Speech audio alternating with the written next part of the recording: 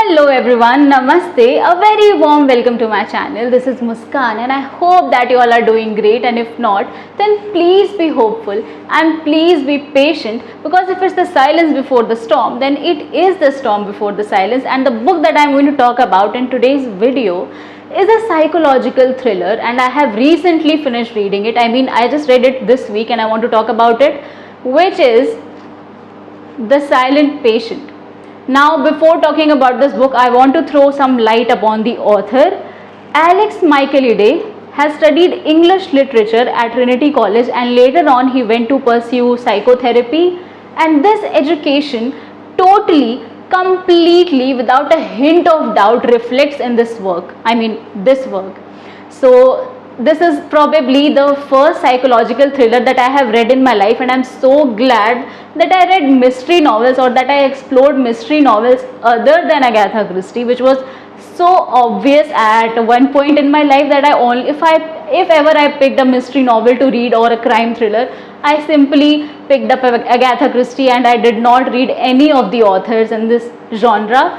So this is his debut novel, The Silent Patient, and I thoroughly enjoyed reading this book, so much so that I want to read the second book by him very soon. Coming to the book now, this book in simple yet frightening words is a story about a wife named Alicia who murders her husband, 5 bullets in his face, and is narrated by a psychotherapist named Theo, who has an ulterior motive to help her. What? Really? Yeah, you think I'm joking? Just read this book to find out. She always disturbs me. Yes. So after this murder, the wife goes completely silent. She utters not a single word and only opens up to this psychotherapist named Theo. And that's it. I am not going to give you any spoilers about this book, which seems so apparent in the case of, or when we talk about mystery fictions or thrillers in general. So I'm not going to talk about the story or the characters so much. And right now I am going to talk about or critically analyze this book from a literary perspective. So dive in. At the core of this book sits the philosophy of tabula rasa, given by an English philosopher named John Locke in the year 1689. John Locke is considered as the most influential Enlightenment thinkers, and he is known as the father of liberalism. The theory of tabula rasa states that human mind is like a blank slate.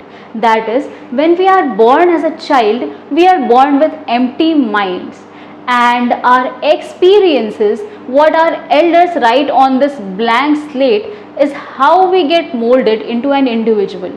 And these experiences are passed in such, it keeps impacting us and it molds us into who we are. The past experiences of these characters, their childhood, it keeps impacting their present at some point or the other.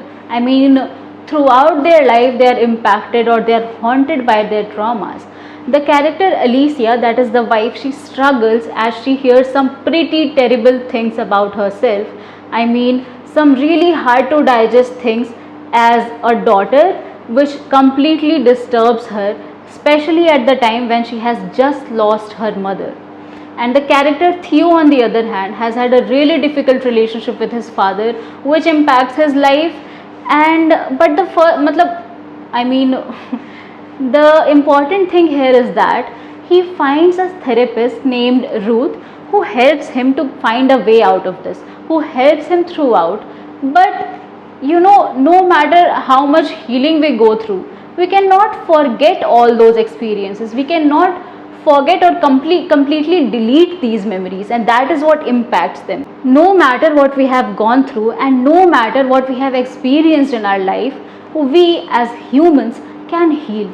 But somehow or for some reason I have stopped believing in this, because no matter what you do, no matter how much healing you go through, it just, or those memories, those bad experiences, bitter experiences, it just sits in your mind in a tiny box of your brain, and upon the onset of another bitter experiences in the near future or in the present, it just comes winding down and it puts a black screen in front of your eyes, and you're not able to see anything, you're not able to see any light, and everything seems to scatter down and everything seems like everything is shattering around your world, but we can heal.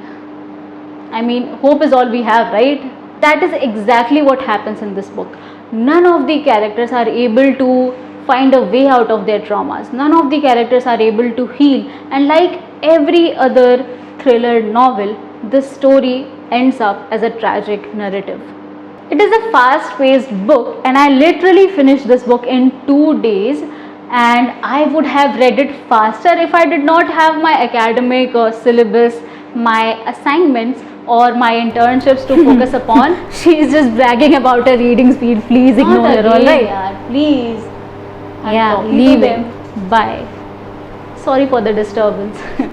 So pick this book up, and I know for sure that you'll like reading this book. And it is a fast-paced book, and it is short, only of some 300 pages. Yeah, 340 pages.